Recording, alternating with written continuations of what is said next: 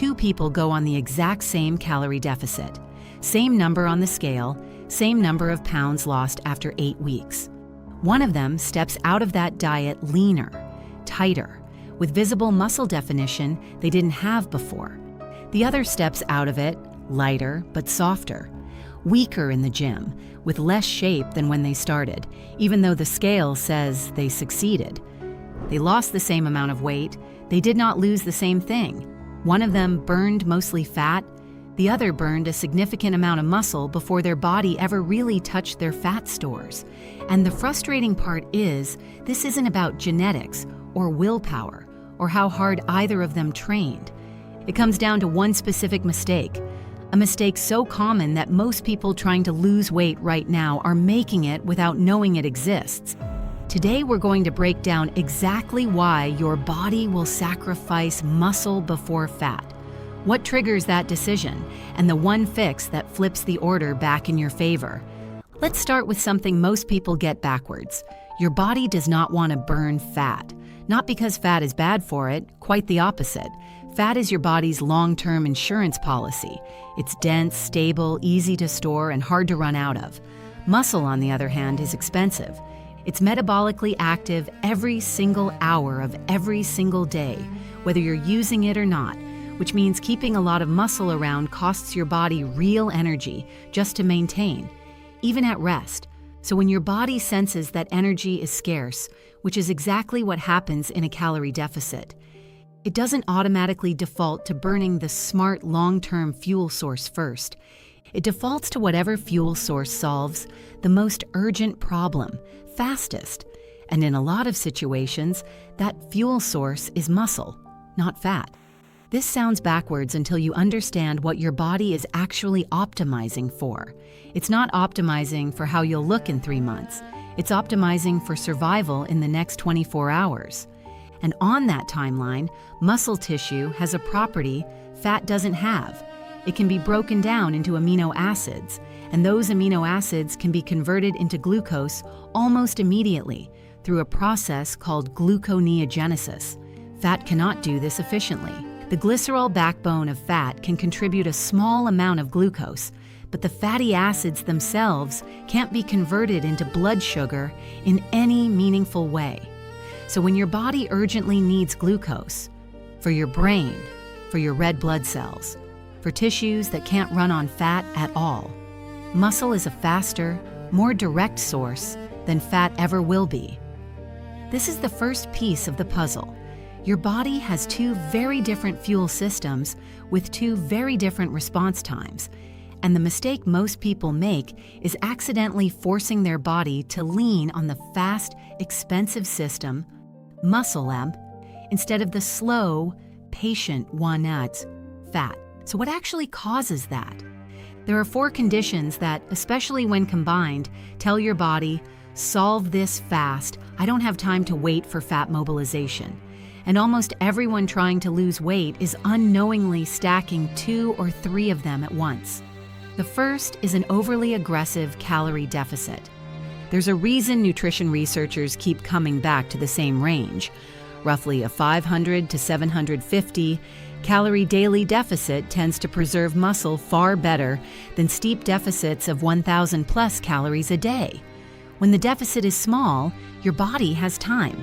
It can slowly ramp up fat oxidation, shift hormone signaling gradually, and lean on stored fat as the primary fuel because there's no emergency. But when the deficit is severe, your body doesn't get that grace period.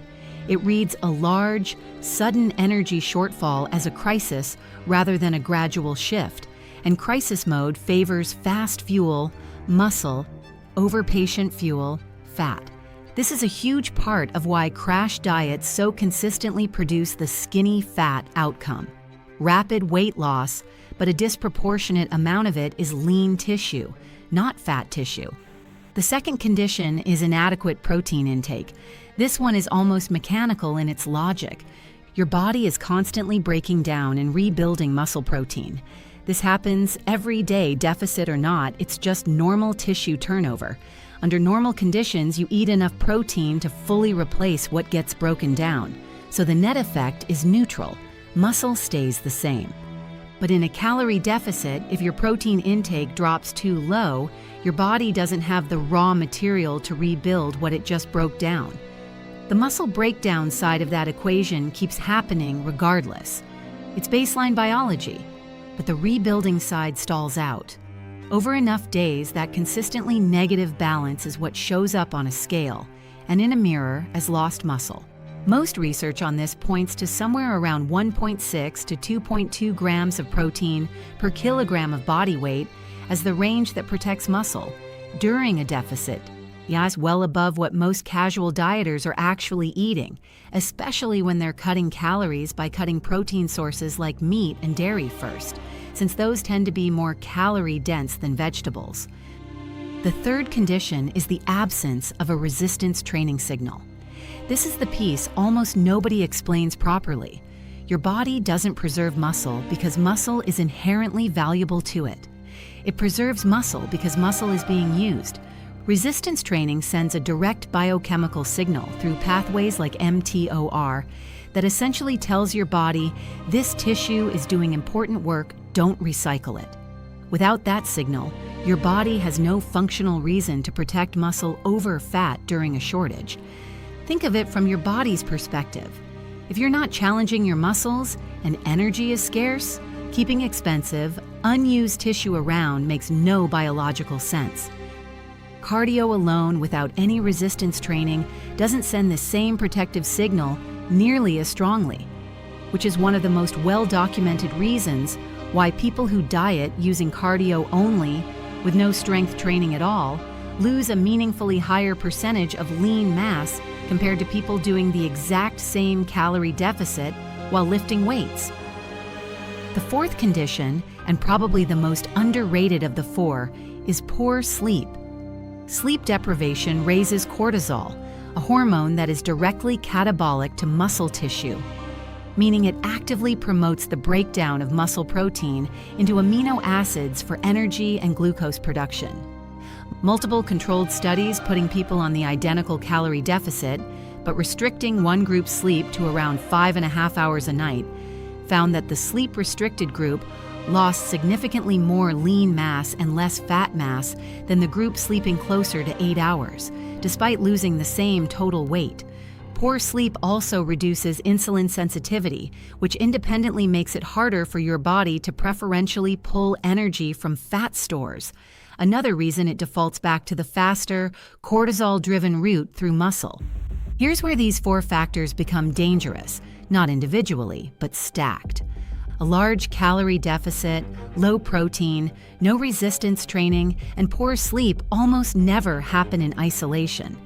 They cluster together because they're often the exact combination that shows up when someone is trying to lose weight, fast, see down cutting calories aggressively, cutting food groups like meat to save calories, doing cardio instead of lifting because it burns more calories per session, all while stress and short sleep from the diet itself compound the problem. It's not one mistake, technically, but it usually comes down to one root mistake: chasing speed over signal. Speed, a large deficit, more cardio, less food, feels productive because the scale moves fast. But every one of those choices removes a signal your body needs to know it's safe to pull from fat instead of muscle. So what does the fix actually look like? Mechanically, it's the reverse of each of those four triggers.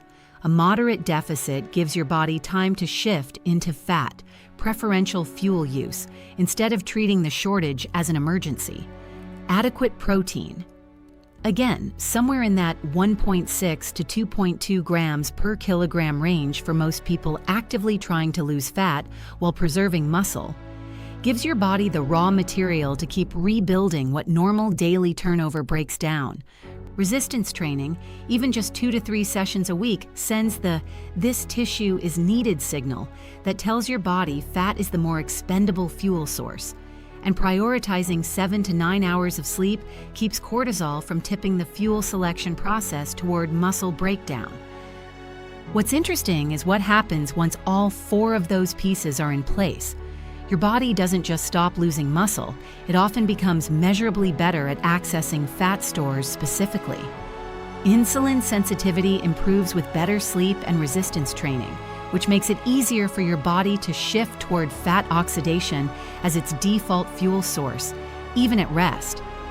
This is part of why two people can lose the exact same 20 pounds and end up looking completely different. One of them accidentally trained their body to treat muscle as the emergency reserve, and the other trained their body to actually use its intended reserve, fat. There's one more piece worth understanding, because it explains why this mistake is so easy to make without realizing it. Your body doesn't send you an obvious warning when it starts pulling from muscle instead of fat. There's no distinct sensation for muscle breakdown the way there's a distinct sensation for hunger. The only signals you get are indirect, feeling weaker in the gym despite eating enough, losing size faster than you'd expect for the amount of fat you can visibly see leaving, or hitting a stubborn plateau where the scale keeps moving, but your body composition stops improving. By the time most people notice these signs, weeks or months of muscle loss have already happened, which is exactly why understanding the mechanism ahead of time, rather than reacting to the signs after the fact, makes such a big difference in how a diet actually plays out. The core idea to take away from all of this is simple. Even if the biology behind it isn't, your body isn't choosing what to burn based on what you want gone. It's choosing based on what solves the most urgent problem with the least effort in the moment. Muscle is a faster, more direct emergency fuel source than fat will ever be. The only way to make sure your body reaches for fat first is to remove every signal that tells it this is an emergency. The deficit that's too steep, the protein that's too low, the training that isn't happening, and the sleep that isn't recovering. Fix those 4 signals and the order flips back to what you actually wanted the entire time. Fat first, muscle protected. If this changed how you think about what's actually happening during a diet, subscribe for more breakdowns of the real mechanisms your body runs on, not the surface level advice,